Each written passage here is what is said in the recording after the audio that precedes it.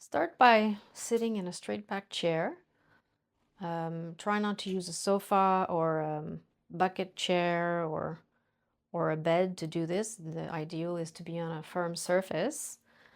Um, Make sure that your feet are flat and start by noticing how you're sitting and notice maybe the weight of your head, whether it's in the front or maybe it's a little bit in the back. And you're going to start activating very slowly and gently your pelvis area, so basically the lower part of your back, by rounding the back. So you're letting the pelvis tilt backwards here. You can even put your hands on your hips to feel what happens. And then arching the lower back, so that's pushing the belly out. Make sure that you're not tightening your abs or anything. And then again, rounding the back, and feel that every time you do this, the entire spine is sort of curving, and your head also tends to move backwards when you're rounding and forward and up when you're arching. And you feel the movement extends all the way through the spine like this. And you're going to do this a few times, very slowly, and always paying attention to what happens in the front of your spine and in the back of your spine, and only staying in the range of what's comfortable and painless. And rest. And now activate your spine the other way. So you're going to twist the spine a little bit by bringing one knee inwards and the other hip forward. So you're basically tilting your pelvis sideways.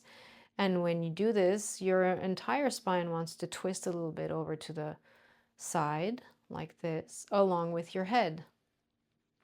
And notice what comes easier to you. Maybe there's one side that is easier than the other. Maybe there's no echo of this movement in the upper part of your spine. It's okay. You just bring your awareness to it and you slow down.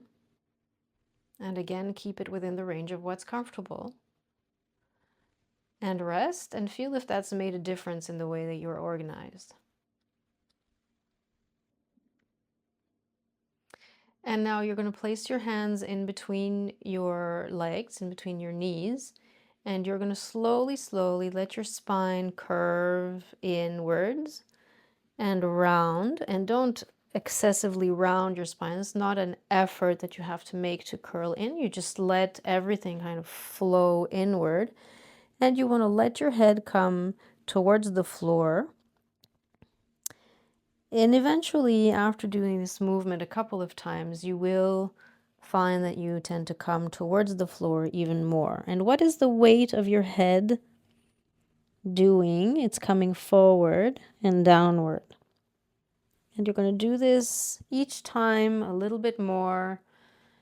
Notice that in order to do this movement without hurting yourself or without feeling tension or forcing, you just have to soften your chest and round the back until eventually you reach the floor.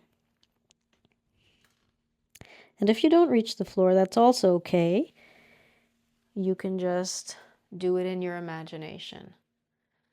And if you do reach the floor and you want to take this a little bit further, you can also send your arms backward towards the back feet of the chair and maybe even explore the floor there and feel that every time you move your arms, your spine also moves.